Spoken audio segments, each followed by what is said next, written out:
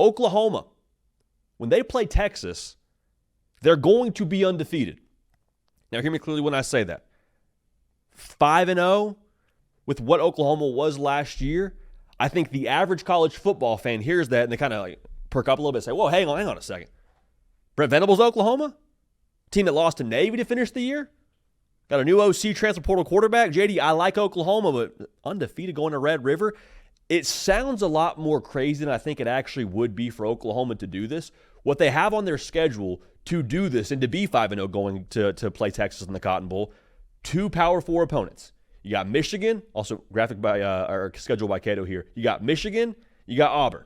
Okay, so those 2 games, both in Norman, are the ones that you circle as, okay, we got to get this done to be undefeated against Texas. No knock on Temple, no knock on Kent State. I'm not overly worried about either of those games for Oklahoma. If they lose either of those games, they got major problems. But going to those 2 games I just mentioned, Michigan week 2, Auburn week 4. We said this in a previous video. If it's about the quarterback, if it comes down to who does Oklahoma have pulling the trigger versus the other guy, I like Oklahoma in both those matchups, and I don't apologize for it. John Mateer, we have been very high on him on this show for a very long time. I don't need to probably rehash that too much as to why we like his game. But on the other side of things, Michigan, I believe, is going to start Bryce Underwood by nature of how this whole thing has played out over the course of spring and the buzz around there. That'd be his first road start. Now, Bryce Underwood is a bit different, but still, to go on the road to a place like Norman, Oklahoma for your first ever college football road start, that's not an easy task. We're not teeing it up for 19 to have a whole bunch of success. Oh, by the way, you're playing a Brent Venables defense that's going to be aggressive as all get out against a true freshman quarterback early in his career. Now, Bryce Underwood could have an awesome career, but the bottom line here is I'm still leaning Oklahoma in that spot. Okay, great. So now Auburn. Now, Oklahoma beat Auburn a year ago in Jordan-Hare. So now you bring the show back to Norman, advantage Oklahoma. Speaking of Jackson Arnold, though, Sooner fans, I don't think are flinching too much at him being the quarterback for Auburn. And I've been pro Jackson Arnold on this side of things, right? I think he's going to be good for Auburn.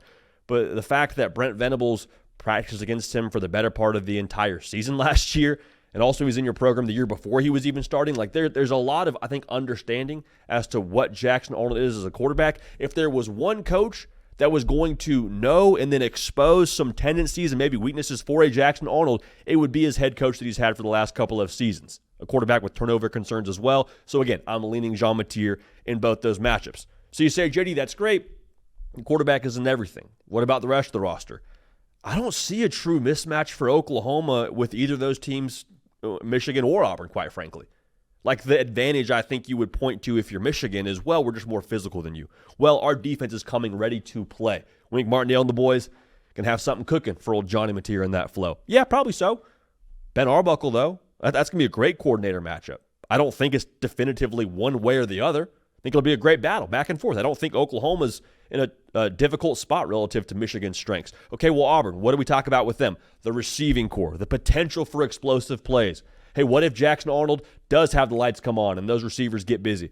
I told you, I think Brent Venables and how aggressive that defense is going to be, how exotic they're going to be, I think it'll be some tough looks. I think it'll be a lot of deception for one Jackson Arnold against that receiving core. So even if some guys are eventually getting open, I think that the shot clock will be very much so sped up with how Brent Venables calls that defense, and I think it'll be a difficult task for Jackson Arnold. So let's just say this happens, right? Let's say that we call our shot, hit on our shot. Oklahoma is 5-0 heading into Red River. What does that mean for Norman? What does it mean for that fan base? Well, it means that you got a swaggy, confident Oklahoma walking into this game. And to make sure we're clear on this, Oklahoma, they've said this a couple times. They got shirts that said it. They're not scared of Texas.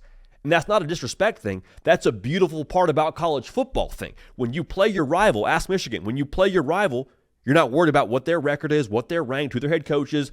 Oklahoma comes ready to play every single time in this game, outside of not having a quarterback that 1 year was 49-0. But they've kind of flushed that from the memory bank in Norman. Oklahoma's not fearing Texas. So if you get an even more confident Oklahoma on the heels of a 5-0 start, on the heels of beating 2 Power 4 opponents, I think that would be a very interesting storyline to monitor coming into this game. And then let's go ahead and put the cherry on top. Hey, Texas does not have an easy road to this game. Texas, what if they come in with a loss? What if they're reeling a little bit? At Ohio State? At Florida? Both obstacles for Texas ahead of Red River. Okay, so I'm not calling my shot that Texas has a loss, but I am saying keep a close eye on that storyline. There's a world now where Oklahoma could be ranked ahead of Texas in Red River. That could happen, and it wouldn't be the craziest thing in the world based on what Texas has to do and based on what Oklahoma has to do. So let's walk that through even further. If Oklahoma wins Red River, Oklahoma, Brent Venables gets his second win over Steve Sarkisian. They're two wins against him, and they're 6-0 coming out of Red River. They're 6-0 overall. It's not unreasonable then to start to just, look at the calendar, look at the schedule, and start to just very, very softly ask yourself the question, could we be a playoff team? You don't say it too loud because you don't want to startle anybody. You don't want to get, Twitter up in arms, but hey, could we maybe mess around and flirt with the college football playoff? Because the math would say you probably got to win 10 games, right? Okay, so you're 6-0. You got to win 4 of those last 6. You can lose 2, which you never count on. But you're confident. Is there a defense that's going to be tougher that you play than that Texas outfit? I think the game at South Carolina is going to be tricky, of course. I mean, the game against LSU to end the year, tricky, of course. Got to go to Tennessee. Got to go to Alabama. All tricky games, but again, if you can drop 2 of those and you're already 6-0 and you have the confidence of beating a Texas team, which I think is probably the most talented roster you'll play, I don't think it's crazy. So to make it clear, our prediction is they're 5-0 heading into Red River, but the ripple effect of that could be monstrous. Could be monstrous for the rest of college football, for the SEC, and for the playoff in itself. So shot call prediction Tuesday, off and running. Oklahoma undefeated heading into Red River. Go ahead and book that one.